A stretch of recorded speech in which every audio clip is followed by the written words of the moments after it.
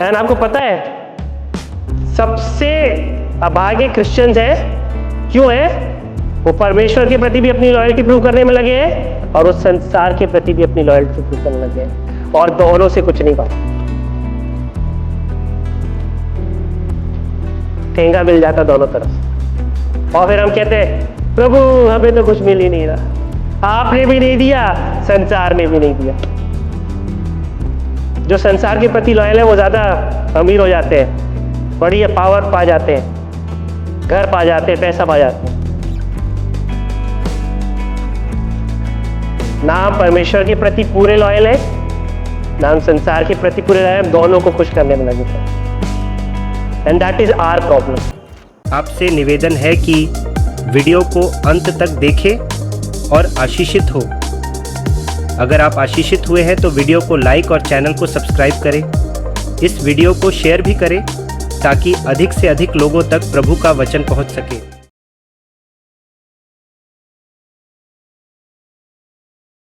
कई बार हमको अपनी लॉयल्टी का टेस्ट देना पड़ जाता है, चाहे वो हमारे पेरेंट्स हो, चाहे गर्लफ्रेंड हो या बॉयफ्रेंड हो, उसको भी देना पड़ता है लॉयल्टी टेस्ट। है कितने लोगों ने दिया है? अनुग्रह पूछ रहा है किसी और से।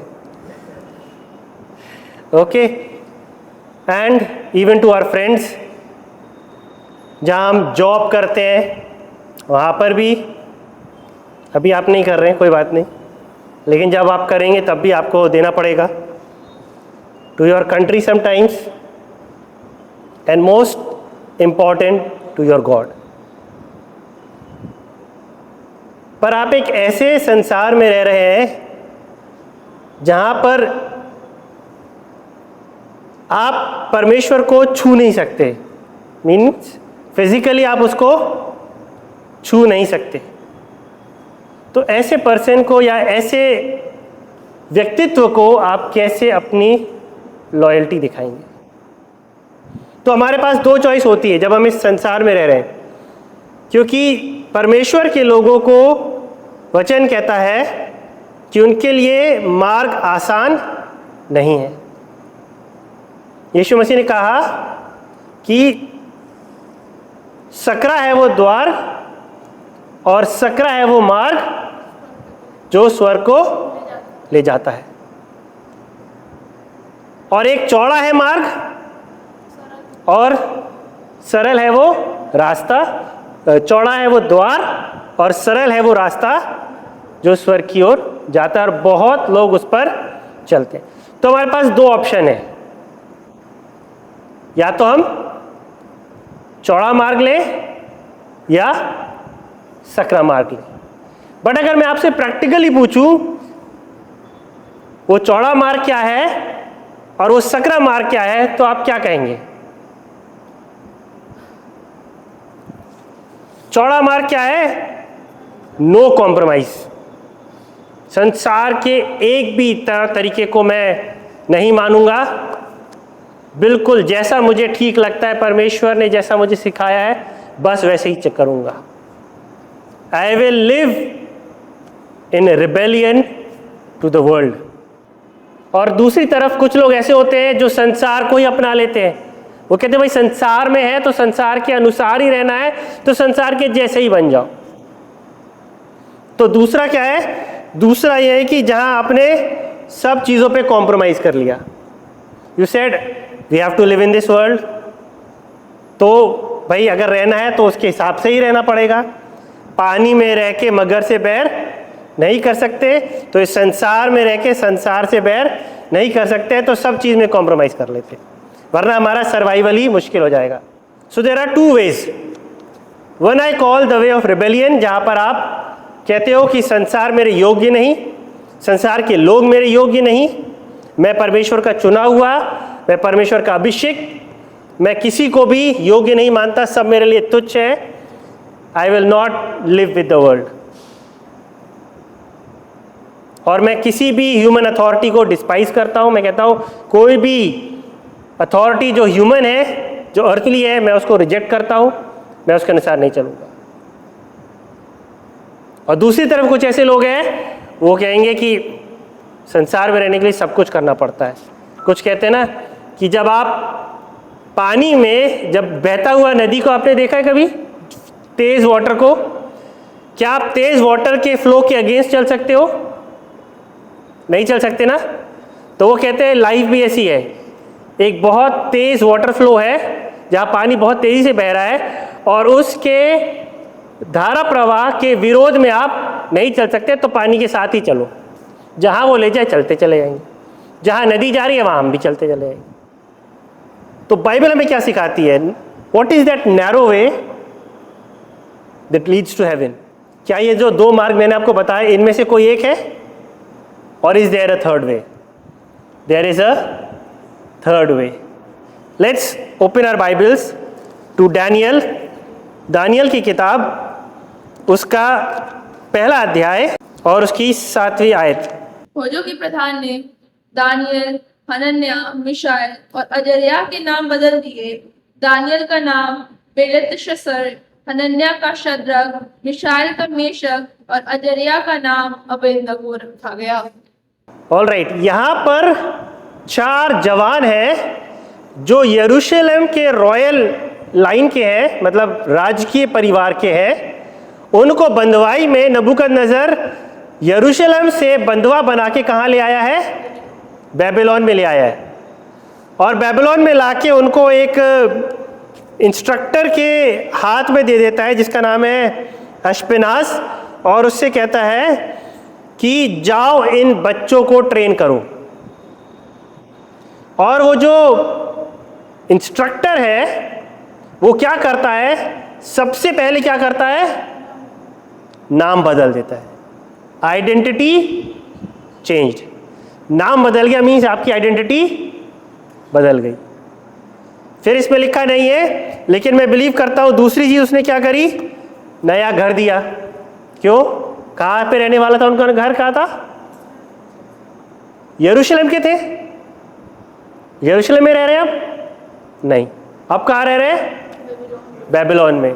और कहाँ? राजा के राजभवन में, जहाँ पर सब चीज़ें अजीब सी हो सकती हैं। इमेजिन करिए आपको किसी ऐसे एनवायरनमेंट में रख दिया जाए जहाँ पर एकदम फॉरेन चीज़ें हो सब आपके लिए, फॉरेन गॉड्स हो या फॉरेन ऑब्जेक्ट्स हो। आपको लगेगा मैं तो यहाँ एलियन हूँ, मैं यहाँ बिलोंग ही नहीं करता हूँ। कैसा लगेगा आपको? आप कहोगे मैं नहीं रहने वाला यहाँ, ये मेरा घर नहीं है। You have a choice to rebel against the king, राजा के विरोध में बगावत करना, या उसको अपना घर मान लेना। ओके। तीसरी चीज, नए कपड़े दिए। क्या वो वही इब्रानी ड्रेस पहन रहे थे? नहीं, उनको राजकीय पोशाक भी दी। They were dressed according to the palace. भाई बंदवाई में आए हैं ना, वो फटे हुए कपड़े तो पहन के आएंगे नहीं। राजा के महल में रह रहे हैं तो किंगली ड्रेस या पैलेस की ड्रेस कोड फॉलो करेंगे ना। आप में से कितनों का ड्रेस कोड है? नर्सिंग का तो है ही, उसके अलावा और किसी का? कुछ और लोगों का भी ड्रेस कोड है। आप क्लास में बिना ड्रेस कोड के नहीं जा सकते। आप कहोगे जा सकते sir but where there is a strict dress code, वहाँ पर without a dress code you can not go. इन जवानों को अगर राजमहल में रहना है तो इनको क्या करना है? राजमहल का ड्रेस पहनना है, वरना they can not stay there. तो नया नाम मिला, एक्सेप्ट कर लिया। नया घर मिला, एक्सेप्ट कर लिया। नए कपड़े मिले, नया ड्रेस कोड मिला, वो भी एक्सेप्ट कर लिया। चाहते तो कह सकते थे नहीं, ये हमारी कल्चर की ड्रेस नहीं है, ये तो बेबीलोन की ड्रेस है, हम इसको नहीं पहनेंगे। नाम भी कौन से दिए? नाम जो थे वो सारे देवी देवताओं के थे बेबीलोन के। चारों को जो 4 नाम दिए वो चारों नाम देवी देवताओं के थे बेबीलोन के। कहते भैया हम नहीं लेंगे नाम, ये तो दूसरे देवी देवता के हैं। तो उन्होंने रिबेल किया? नहीं किया। उन्होंने क्या करा? एक्सेप्ट कर लिया। अब आप कहोगे कैसे लोग हैं, ये तो दूसरे नामों को भी एक्सेप्ट कर लिए, दूसरे देवी देवताओं के भी नाम को एक्सेप्ट कर लिए, इनको अपने परमेश्वर के प्रति कोई लॉयल्टी नहीं है। अपना घर छोड़ के दूसरे घर में बैठ गएंगे, अपने परमेश्वर ने जो ड्रेस कोड दिया उसको छोड़ के इनके जो संसारिक ड्रेस कोड है उसको पहन लिए। कई बार हम लोग ड्रेस कोड से भी जज कर लेते हैं, हम कहते हैं ये तो संसार का ड्रेस पहना है, ये परमेश्वर का हो ही नहीं सकता, है ना। यंग लोग ड्रेस कोड के लिए बहुत जल्दी जज होते हैं। आप चले जाइए कुछ फैशनेबल कपड़े पहन के किसी चर्च में, फिर देखिए आपको पता नहीं चलेगा, सारा चर्च आपको जज कर रहा होगा। But these people accepted. But the story doesn't end there. फिर उनके सामने आया खाना, और जैसे ही खाना आया चारों ने हाथ खड़े कर दिए, कहा भाई ये ना हो पाएगा। क्या नहीं हो पाएगा? खाना नहीं खा पाएंगे। अरे भाई नाम ले लिया आपने, घर भी ले लिया आपने, नए कपड़े भी ले लिए, तो खाना खाने में क्या प्रॉब्लम थी? खाना खाने में प्रॉब्लम थी क्योंकि ना तो परमेश्वर ने नामों के लिए कोई इंस्ट्रक्शन दिया था कि तेरे नाम ये हो ये नहीं होने चाहिए, ना परमेश्वर ने ये कहा था कि ये तेरा घर होगा ये तेरा घर नहीं होगा, ना परमेश्वर ने ये कहा था कि तू ये कपड़े पहन सकता है ये कपड़े नहीं पहन सकता। लेकिन परमेश्वर ने अपने वचन में कहा था कि तू किसी भी अशुद्ध चीज को, खाने की चीज को हाथ मत लगाना। लेकिन जहां बात आ गई कि परमेश्वर का इंस्ट्रक्शन है कि अनक्लीन फूड को नहीं खाना है, उन्होंने क्या करा? अपने हाथ खड़े कर दिए, ये हमसे नहीं हो पाएगा। तो they compromised. Did they compromised? No. Did they rebelled? No. But उन्हें मालूम था किसको एक्सेप्ट करना है और किसको रिजेक्ट। क्यों? क्योंकि वो परमेश्वर के वचन को जानते थे। उनको सिखाया गया था कि अशुद्ध चीज खा के अपने आप को अशुद्ध नहीं करना है। आपको भी मालूम है आप किस चीज से अशुद्ध हो सकते हो, और मुझे आपको बताने की जरूरत नहीं है। We have 5 senses and those 5 senses can make us unclean. कैसे? दैट्स अनदर स्टोरी, किसी और दिन सीखेंगे। पर हमें पता है उन चारों ने जब उन्हें लगा कि ये चीज मुझे अशुद्ध कर सकती है, उन्होंने क्या करा? रिजेक्ट। उन्होंने कहा नहीं, ये हमसे नहीं होगा। और वो गए, उसके पास गए, उससे कहा, जो उनका इंस्ट्रक्टर था उनसे कहा भाई हमें वेजिटेरियन फूड दो, 10 दिन टेस्ट कर लो। 10 दिन के बाद अगर हम कमजोर दिखे तो जैसा आप चाहोगे वैसा हम करेंगे। लेकिन परमेश्वर ने उनके स्टैंड को, आप उनके पास इतना करेज था कि वो जाके बोल सके कि हम नहीं खाएंगे। Give us an opportunity. Did they compromised? No. They said, if God is for us, He will help us. अगर परमेश्वर हमारे साथ है तो हमारे लिए एक मार्ग निकालेगा। और क्या हुआ? 10 दिन के बाद उनके चेहरे और उनका body was more healthy and more glowing than बाकी जितने लोग थे। और जो इंस्ट्रक्टर था उसने कहा कि मैं कर तो रहा हूं, लेकिन अगर कुछ गड़बड़ हो गई तो मेरी गर्दन गई। But still God showed favour for that instructor. उस इंस्ट्रक्टर का फेवर उन चारों को मिल सका, और 10 दिन के बाद they were found better than all the other people. क्या हुआ? एक मार्ग उनके लिए खुल गया। Neither rebellion nor compromise. और वो अपनी ट्रेनिंग को कंप्लीट करते हैं और उसके बाद राजा के किंगडम में आते हैं। We are like that.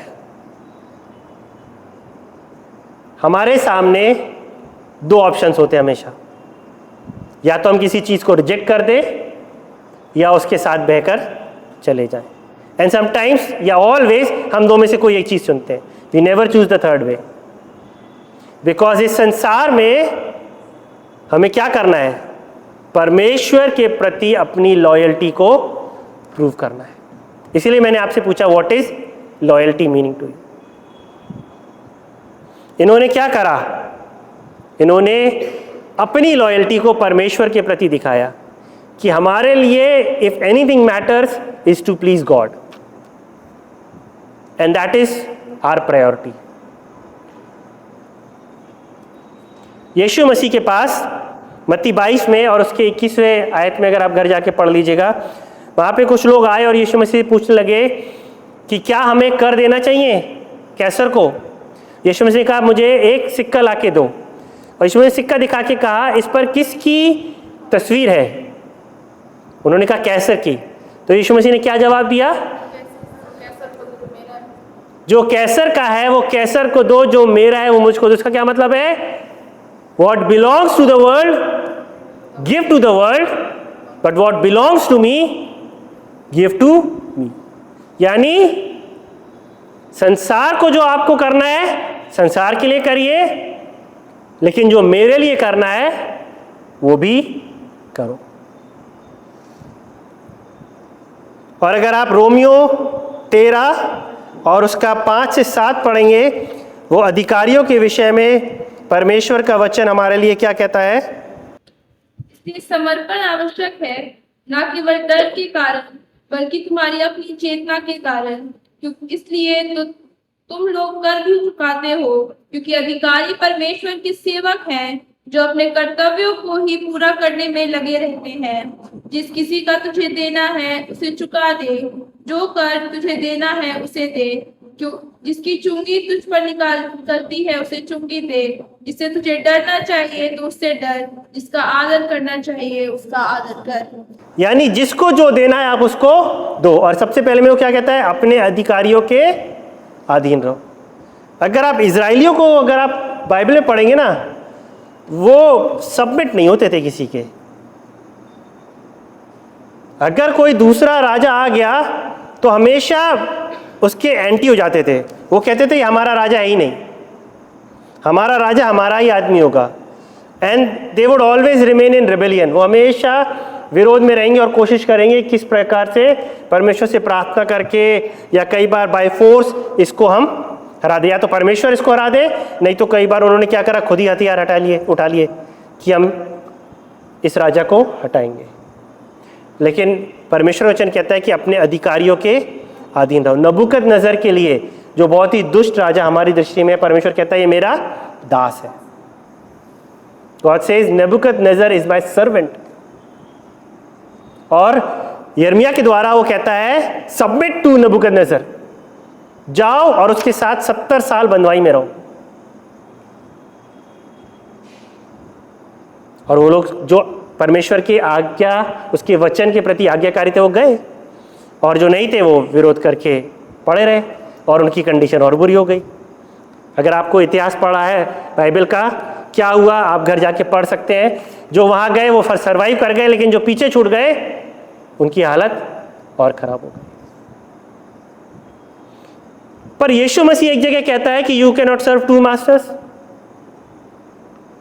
अगर आप मत्ती 6:24 में पढ़ेंगे, वहां परमेश्वर वचन कहता है you can not serve two masters.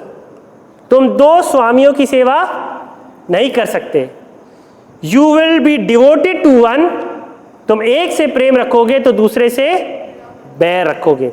You will be devoted की जगह मैं एक वर्ड यूज करता हूं, you will be loyal to one and you will despise the other. एक के प्रति आपकी लॉयल्टी होगी और एक को आप क्या करोगे, डिस्पाइज करोगे। दोनों के प्रति आपकी लॉयल्टी नहीं हो सकती है। यीशु मसीह क्या कहना मांग रहा है, you understand, that is why I said loyalty. You can not be loyal to two people. अगर दो पार्टी है, सपोज करिए अमेरिका में है ना, डेमोक्रेट्स एंड रिपब्लिक, केवल दो ही पार्टी है अमेरिका में, इसलिए अमेरिका का एग्जाम्पल लेते हैं। तो अगर कोई वहाँ का सदस्य है, या तो वो डेमोक्रेटिक के प्रति लॉयल होगा या वो रिपब्लिकन। किसी एक के प्रति हो सकता है, दोनों के प्रति हो सकता है नहीं हो सकता। ऐसे ही आपकी लॉयल्टी दो ही तरफ हो सकती है, या तो परमेश्वर के प्रति या संसार के प्रति। दोनों के प्रति आपकी लॉयल्टी नहीं हो सकती। तो क्या परमेश्वर के प्रति लॉयल्टी मीन्स संसार मेरा दुश्मन हो गया? नहीं। The world is not my enemy. क्योंकि यीशु मसीह इसी वर्ल्ड को प्यार करते हुए आया, उन लोगों के लिए जो संसार में खो गए थे, उनको ढूंढता हुआ आया और उनके लिए अपनी जान को दिया ताकि वे बच सके। So my loyalty belongs to God and God alone. Where is your loyalty? आपके पास हमेशा लॉयल्टी टेस्टिंग के हमेशा चॉइस, कौन बोल रहा था? चॉइस है ना? You always make a choice. Every time you will have choice in your life. You will choose to be loyal to God और you will choose to be loyal to the world. आप समझ लीजिए, इसीलिए यीशु मसीह ने कहा दोनों के साथ, दोनों नाव में पैर रख के नहीं चल सकते। या तो तुम मुझे चुन लो, लॉयल्टी मेरे प्रति हो, या लॉयल्टी संसार के साथ हो। एंड आपको पता है सबसे अभागे क्रिश्चियंस हैं, क्यों है? वो परमेश्वर के प्रति भी अपनी लॉयल्टी प्रूव करने में लगे हैं और उस संसार के प्रति भी अपनी लॉयल्टी प्रूव करने लगे हैं, और दोनों से कुछ नहीं पाते। ठेंगा मिल जाता दोनों तरफ से, और फिर हम कहते हैं प्रभु हमें तो कुछ मिल ही नहीं रहा, आपने भी नहीं दिया, संसार ने भी नहीं दिया। जो संसार के प्रति लॉयल है वो ज़्यादा अमीर हो जाते हैं, बड़ी पावर पा जाते हैं, घर पा जाते हैं, पैसा पा जाते हैं। ना हम परमेश्वर के प्रति पूरे लॉयल हैं, ना हम संसार के प्रति पूरे लॉयल हैं, दोनों को खुश करने में लगे पड़े। And that is our problem. तो इस प्रॉब्लम को लिसन, तो इस प्रॉब्लम को डैनियल एंड फ्रेंड्स ने कैसे सॉल्व किया? टेस्ट आया उनके सामने। क्या था वो टेस्ट? जल्दी से बताइए। टेस्ट क्या था? परीक्षा क्या थी?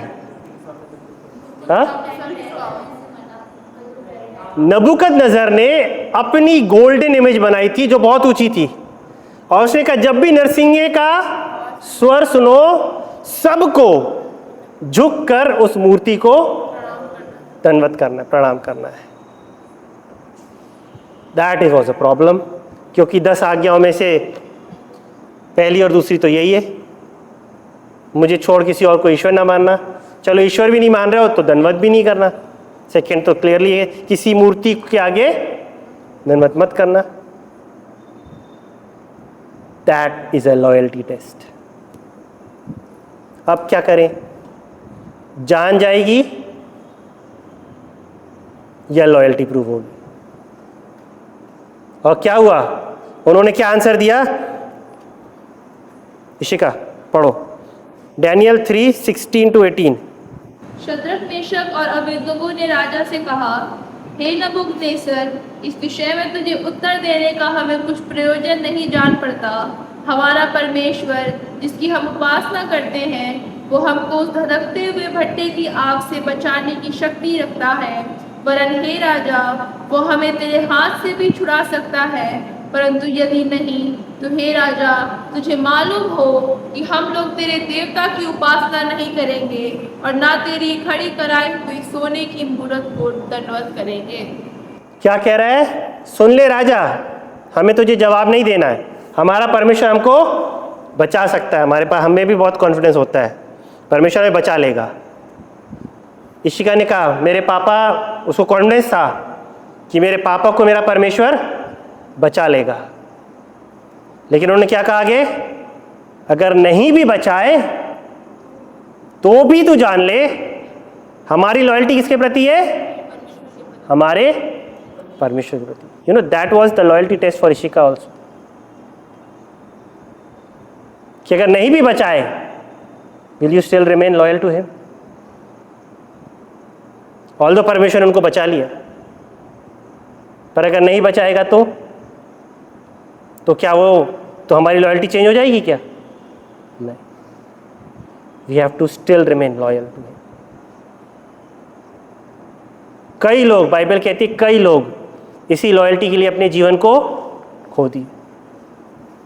कितने लोगों ने, जॉन हस है, कितने लोग हैं जिनके बारे में जिनके बारे में बाइबल बात करती है कि उन्होंने क्या करा, परमेश्वर के प्रति अपनी लॉयल्टी को प्रूव करने के लिए अपनी जान को गंवा दिया। हम सारे यीशु मसीह के डिसाइपल्स के जीवन को देख लीजिए, उन्होंने क्या करा, परमेश्वर के लिए अपनी लॉयल्टी को प्रूव करते हुए क्या हुए, सब मर गए। But they prove their loyalty. So how do I prove my loyalty? जरूरी नहीं है आपको मर के ही अपनी लॉयल्टी प्रूव करनी है, ये भी मत सोचिए। हमें कई बार लगता है मर के ही अपनी लॉयल्टी प्रूव, नहीं, your everyday choices will prove your loyalty. ध्यान दीजिए, आपको बहुत नट शेल में समझा रहा हूं। इन्होंने क्या करा, इन्होंने जब तक डायरेक्ट कमांडमेंट नहीं थी, इन्होंने हर चीज को एक्सेप्ट किया, लेकिन जहां डायरेक्ट कमांडमेंट के अगेंस्ट आ गए, इन्होंने रिजेक्ट किया। जब तक कपड़ों की, नाम की, घर की बात थी, दीवारों की बात थी, उन्होंने एक्सेप्ट किया। लेकिन जब परमेश्वर के वचन के विरोध में कोई कमांडमेंट आ गया, इन्होंने क्या करा, रिजेक्ट किया। जब तक आपको कुछ ऐसा करने को कहा जा रहा है जो परमेश्वर के वचन के अगेंस्ट नहीं है, फील फ्री टू डू। लेकिन जहां आपसे कुछ ऐसा कहा जाए जो वचन के विरोध में है, आपसे कहा जाए जाओ जॉब में जाओ, थोड़ी चोरी कर लो, थोड़े रिकॉर्ड्स गड़बड़ कर लो, कोई फर्क नहीं पड़ेगा। बट परमेश्वर का वचन क्या कहता है, चोरी ना करो। तो what is greater for me, my loyalty to God. जो परमेश्वर ने मुझसे कहा है वो मेरे लिए more prior is the utmost priority कि मैं इसको करूं। लेकिन अगर किसी चीज के लिए नहीं है, that is not important. So we know, अगर हमने बाइबल पढ़ी है, हमें मालूम है कि कहाँ हमें कॉम्प्रोमाइज करना है और कहाँ हमें स्टैंड लेना है। इनफैक्ट कॉम्प्रोमाइज वर्ड नहीं करूँगा, कहाँ हमें अडेप्ट करना है और कहाँ हमें स्टैंड लेना है। और इस संसार में आपके पास every day you will come across this choice, what to do. Should I choose the world, should I choose my God? Then ask yourself this thing. अपने आप से एक पूछिए, क्या इस काम को करने के लिए बाइबल में कोई आज्ञा है? अगर नहीं है, then you can go ahead. But अगर परमेश्वर की कोई आज्ञा है, कोई वचन है, यह भी हो सकता है शायद आपको ना पता हो लेकिन बाइबल में हो,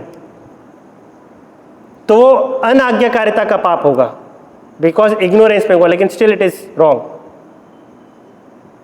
therefore ignorance is also a sin. अनजान रहना भी एक पाप है, क्योंकि अनजाने में भी जो हम कर रहे हैं वो भी परमेश्वरी दृष्टि में गलत है। इसलिए यू नीड टू, हम ना न्यूज़ देखते हैं, आजकल तो न्यूज़ देखते नहीं, सोशल मीडिया हमारी न्यूज़ है, सोशल मीडिया से ही सारी न्यूज़ मिल जाती है। पर हमारा न्यूज़ चैनल क्या है, ये अप टू डेट कौन रखता है हमें, वचन। अगर आपको वचन ही नहीं याद है, आपको वचन ही नहीं पता है, तो आप अप टू डेट कहाँ से रहोगे? फिर कोई कुछ भी कह के चला जाएगा, आपको लगेगा यही सच है। जैसे आजकल सोशल मीडिया जो भी कह देता है, हमें लगता है यही सच है, जबकि social media is the last place to seek truth. Social media तो झूठ ही ज़्यादा है, मेरे ख्याल से 90% झूठ होगा, 10% ही सच होगा। फिर भी हम सोशल मीडिया के पीछे भाग रहे हैं, और जो सोशल मीडिया पे आ जाता है वही सच लगने लग जाता है।